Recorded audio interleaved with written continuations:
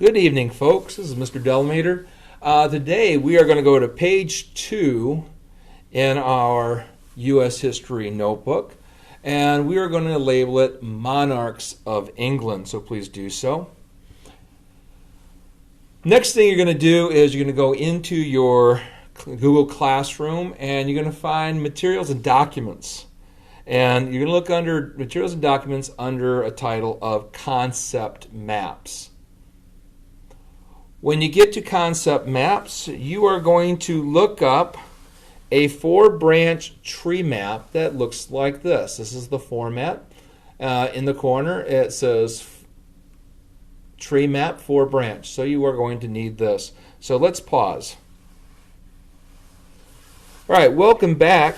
On our tree map, we are going to make 4 headings of English monarchs. And again, remember, a monarch is a king or a queen, and there are 4 that are important to us. It is best if you use colored pencils, each color for a different monarch. Okay, our first one is King John, otherwise known as King John I. We have King Henry VIII and Queen Elizabeth I. And our last one is King James I.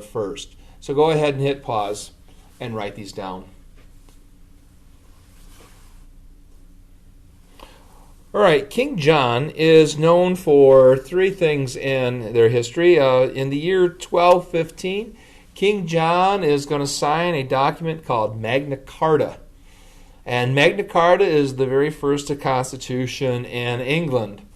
Ironically, shortly the next year, King John is going to suspend Magna Carta, and England's back to him being a tyrant. Those of you who have watched a show called Robin Hood, especially the one Prince of Thieves, or the Disney one, Prince John is after King John. All right, our next person will be King Henry VIII. And King Henry is known, unfortunately, for being married 6 times. 2 of his wives died of natural deaths. 2 wives died of divorce. And 2 wives he was known for executing. So he was a dangerous man. In order to get a divorce, he was part of the Catholic Church, and the Catholic Church did not allow divorces. So he created his own church, and that is called the Church of England. Because the Church of England is going against the Catholic Church, they're protesting. The Church of England is a Protestant church. And today, the United States, although Christianity is our number 1 form, Protestantism is the larger than the Catholic Church. Henry is going to rule from the 1530s to the 1550s. The next person in line is his daughter, which happens to be his second daughter, Queen Elizabeth I. Accomplishments for Elizabeth is she's going to keep England Protestant.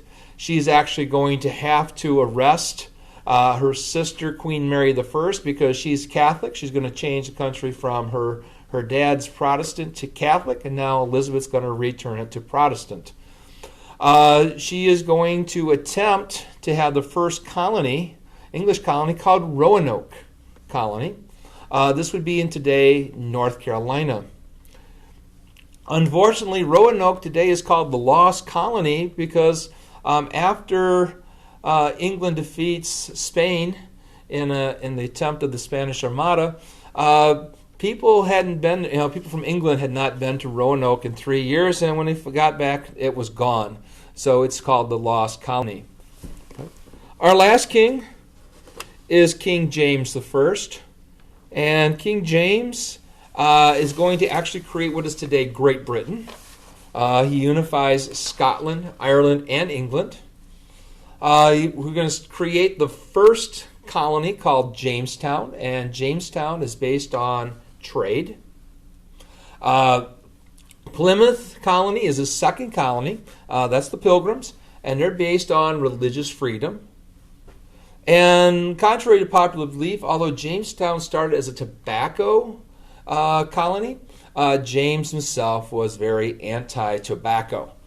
He didn't think it was, he said it was harmful to the nose and loathsome to the mouth. So, he just did not like tobacco. All right, you may pause at any point. Then what I'm going to ask you to do is take some glue, and I'm going to ask you to fold up your map, and you're going to dab it, and you will be putting it inside and putting onto page 2 of your notebook. And that way, when you fold it open, it is right there for you. All right, so thank you very much for attending, and please make sure page 2 of your notebook is set. Thank you.